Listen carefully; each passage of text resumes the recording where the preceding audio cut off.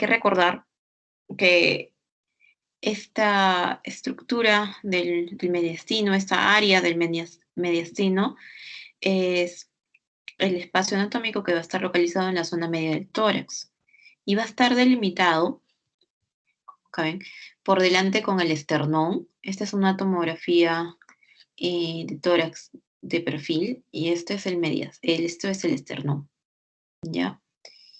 Por atrás va a estar delimitado con la columna vertebral, por abajo con el diafragma y por arriba podemos decir con la abertura del tórax. Entonces, todo este espacio es el mediastino, ¿ya? Entonces, como este espacio está lleno de órganos, estructuras, se ha decidido que se debe tener una división para poder estudiar cada estructura de mejor manera y si hay alguna enfermedad que afecta a estas estructuras, poder reconocerlas de la mejor manera. Y se proponen varios tipos de división.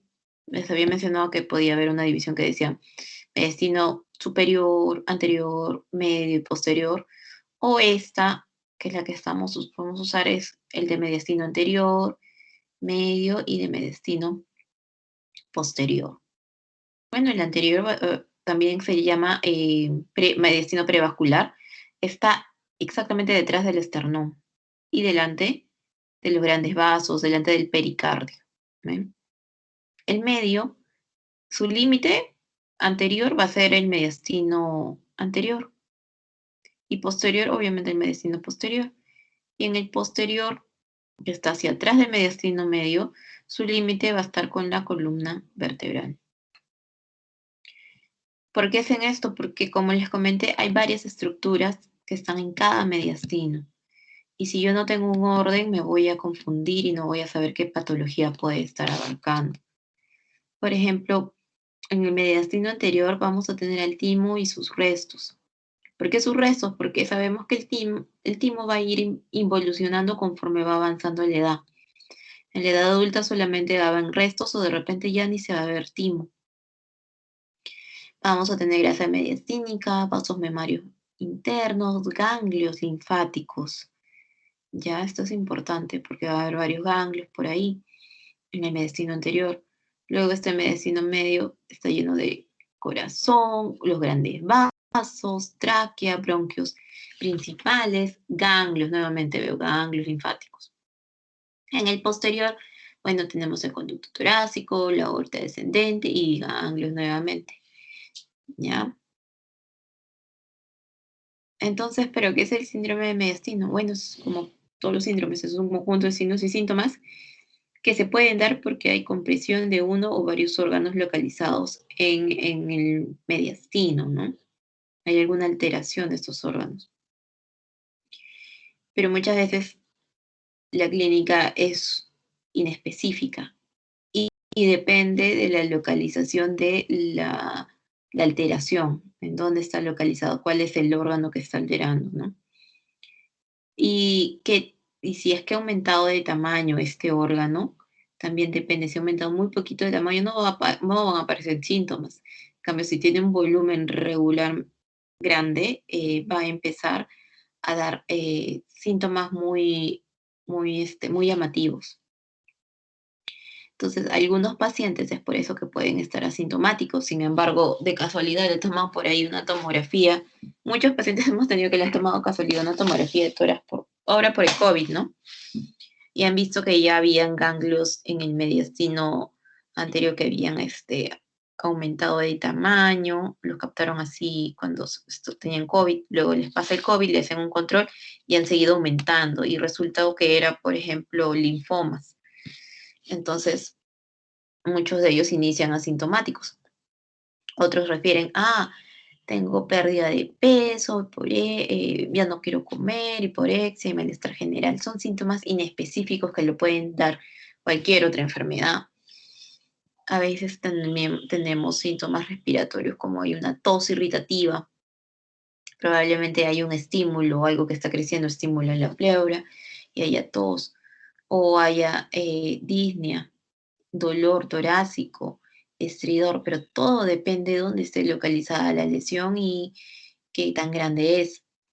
También me pueden dar síndromes de vena cava superior, síndromes de Kloeber-Horner, bueno, esto es un tumor de Pancoast que vamos a ver. O incluso si ya está involucrando la médula, o sea, también puedo ver síntomas neurológicos, incluso derrames pleurales que van a ser característicos si es que hay un traumatismo en el conducto torácico, me va a dar un quilotórax. Entonces, viendo el mediastino anterior, vamos a ver ahorita todo lo que es aumento de tamaño de órganos, ¿ya? Entonces, en el mediastino anterior, miren nuestro ojito, todo esto. Dijimos que podíamos tener timo, ganglios, más que nada eso, ¿no?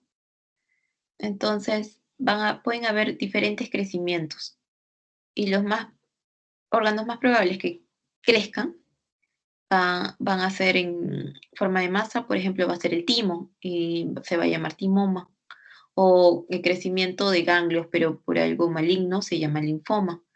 La tiroides también puede crecer hacia como una tiroides sumergida que va a ir al mediastino anterior, entonces un bocio tiroideo. Pueden formarse teratomas, que son tumores.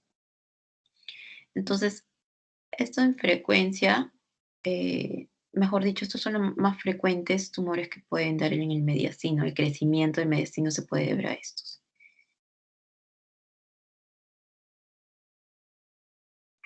Pero también me pueden dar ciertos síndromes, y uno de ellos es el síndrome de vena cava superior, cuando hay una compresión de esta. Ahorita vamos a ver.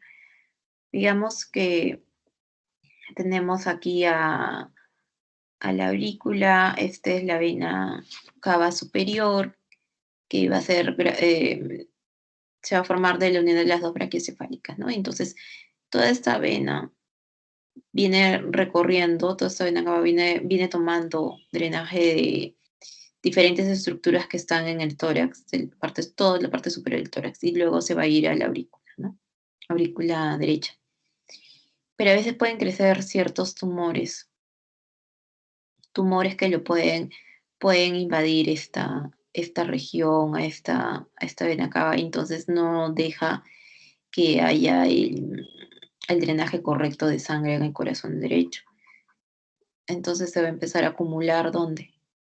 En la cara, en los brazos. No pasa, ¿verdad? Entonces va a haber edema, plétora.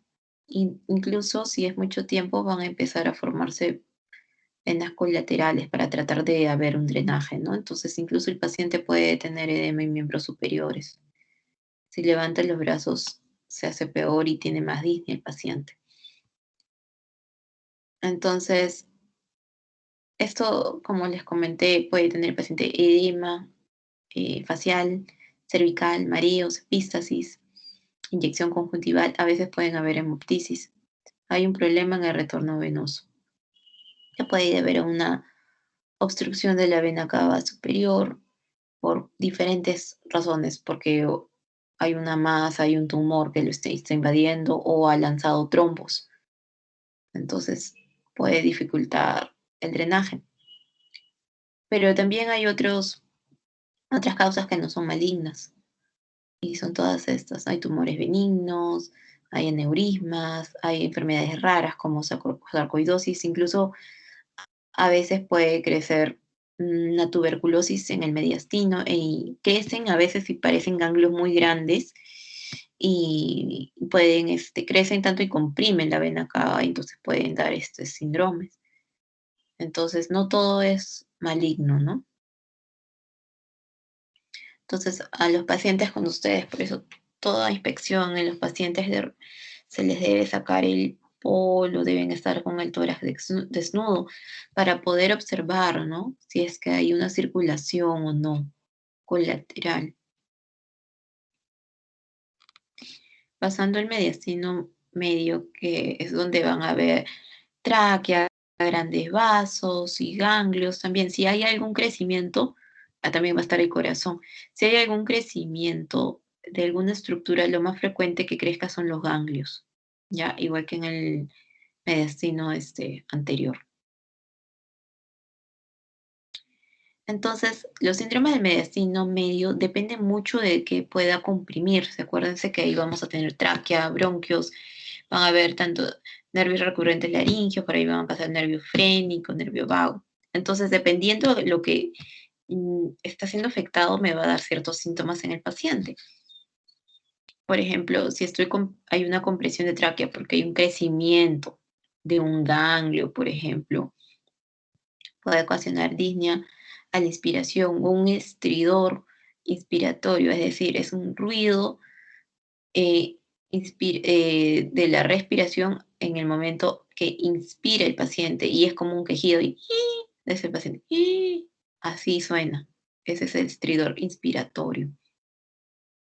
Si hay problemas en la tráquea va a haber una tos, puede haber cianosis. Acuérdense que por ahí es donde va a pasar el aire, ¿no? Compresión de bronquios, bueno, acuérdense que puede haber, si hay compresión de bronquios, hay tirajes, allá hay una dificultad, un distrés respiratorio. El murmullo vesicular probablemente esté abolido, disminuido en el lado del bronquio afectado. Ya, incluso si es bronquios grandes, por ejemplo, los principales, pues puede generarse atelectasia, ¿no?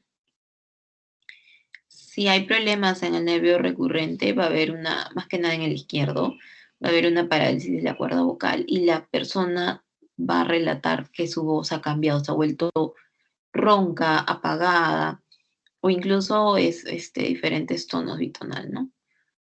La compresión del nervio frénico va a generar, acuérdense que este inerva al diafragma y el diafragma iniciaba la respiración. Entonces, si hay un problema en el nervio frénico, probablemente mi diafragma no va a trabajar del todo bien, por lo menos ese en mi diafragma. Depende del nervio frénico que esté afectado derecho o izquierdo, no sé. Entonces puede generar hemiparesia del diafragma, ahí dolor neurálgico, ¿no? Dependiendo. Eh, si el nervio vago está afectado, bueno, me va a generar un estímulo de tos, va a generar bradicardia en el paciente, disfagia. En el mediastino posterior, acá lo vemos acá en verde, bueno, tenemos la aorta descendente, tenemos al conducto torácico, ganglios, tenemos las vértebras, la médula. Entonces, puede también verse cualquiera de estos órganos afectados. Vamos a ver acá. Vamos a ver. Entonces, nos pueden crear ciertos síndromes también. Por ejemplo, si hay compresión de esófago, va a tener el paciente algún tipo de dificultad para iniciar la deglución o durante la deglución, entonces va a tener disfagia. Si hay un problema en el nervio simpático torácico, va a generarse que el paciente tenga un síndrome y se identifica el síndrome mediante una midriasis unilateral, retracción del párpado, hiperhidrosis unilateral, se pone roja esta área de la cara, ¿no? Que es un síndrome opuesto al Kloe-Bernard-Horner. Y hablando de este síndrome Kloe-Bernard-Horner, este se va a deber a que hay una invasión o hay una compresión del ganglio estrellado, y ahorita lo vamos a ver dónde está el ganglio estrellado.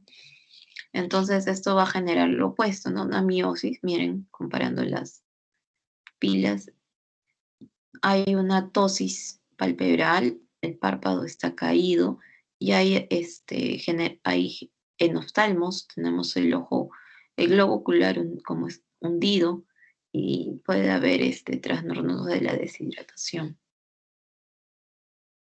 Pero, ¿por qué se puede deber esto? Ahorita hablamos.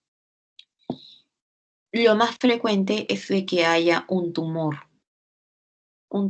que me esté invadiendo este ganglio estrellado. ¿Y de dónde se puede formar ese tumor?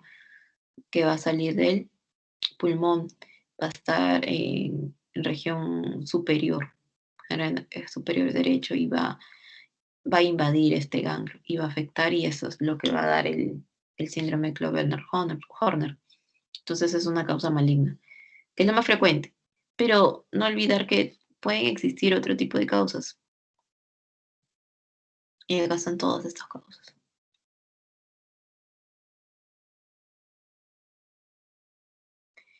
Ahora, no solamente el mediastino se va a afectar porque crezca algún órgano, se degenere y llegue a ser una tumoración, sino pueden haber otras patologías que no son tumorales en el mediastino. Por ejemplo, que se inflame, que hay una inflamación, que puede ser de manera aguda o puede ser crónica. Si es aguda, tengo que pensar en cosas que pronto hayan hecho tener la mediastinitis, ruptura de esófago. ¿Por qué? Porque tal vez entró una cirugía, no lo sé, habría que ver el historial clínico del paciente, o una cirugía de esófago, o en el mismo tórax, han abierto y están haciendo, no sé, resección de algún lóbulo pulmonar y por ahí, hubo perforación de esófago, puede ser, o que hubo una perforación en el mediastino. ¿Y cómo cursan estos pacientes? Con dolor retroesternal, brusco, intenso y fiebre, ¿ya? Y va a haber un enfisema subcutáneo, o sea, va a haber aire que va a entrar a nivel subcutáneo y va a darse signos. Y también, bueno, los signos en este caso que ha puesto Exino que si lo ocultan, en el corazón va a haber un chasquido fuerte, sincrónico con el latido cardíaco, con el vértice cardíaco. Pero también, si yo estoy ante en un enfisema subcutáneo, yo pongo la mano donde está el enfisema y se van a sentir como burbujas, ¿ya? O una mediastinitis también puede ser crónica, porque de repente el paciente tiene una enfermedad granulomatosa o ha recibido también algún tipo de radioterapia y esto ha generado que haya esta mediastinitis tipo fibrosante, ¿no? Una inflamación crónica de mucho tiempo. Pero también puede darse el caso de que ingrese aire al mediastino y este aire puede comprimir el mediastino y si comprime el mediastino, acuérdense que habría que ver en qué parte comprime porque también tenemos ahí el corazón. Si hay una compresión extrínseca del corazón no le va a permitir el llenado y va a generarse inestabilidad hemodinámica, ¿no? Y, por ejemplo, el neumomediastino me dice, ha entrado aire en el mediastino. ¿Por qué? Por diferentes cosas. A veces hay pacientes que tienen crisis de asma y pueden generarse neumomediastino. No es lo habitual, pero puede haber. O puede haber pacientes que han nacido con unas bulas o como quistes de aire, le pueden decir que están junto a al mediastino y se revientan de casualidad. Así como hay neumotórax espontáneo por estas bulas, también puede haber un neumomediastino por estas cosas. O de repente también el paciente está en un accidente de tránsito y ha tenido ahí un golpe y pues, se ha generado un neumomediastino. Entonces, afectación a mediastino no solamente va a ser tumoral, ¿no? Sino también puede haber por infección, puede haber por aire. Entonces, hay que correlacionar siempre con la historia clínica, con la anamnesis en el paciente. ¿Ya?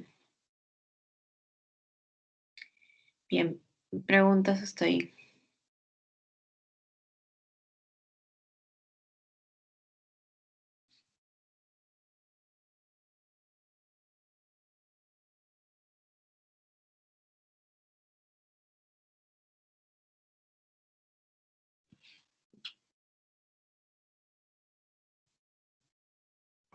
Creo que no hay preguntas, doctora. Mm, ya. Nosotros tenemos seminario pendiente. No, en la programación figuran 2 seminarios, pero están con el doctor González y la doctora Latorre de encargados. Ah, ya. Ya está bien. No, no hay problema. Entonces, sí, hasta ahorita no hay preguntas. Igual, cuando haya preguntas, le avisan a la delegada y que me diga para poder reunirnos y resolverlas, por favor.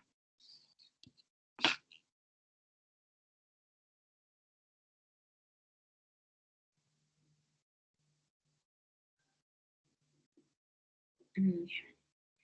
Entonces, lo dejamos aquí por hoy. Sé que tienen clase.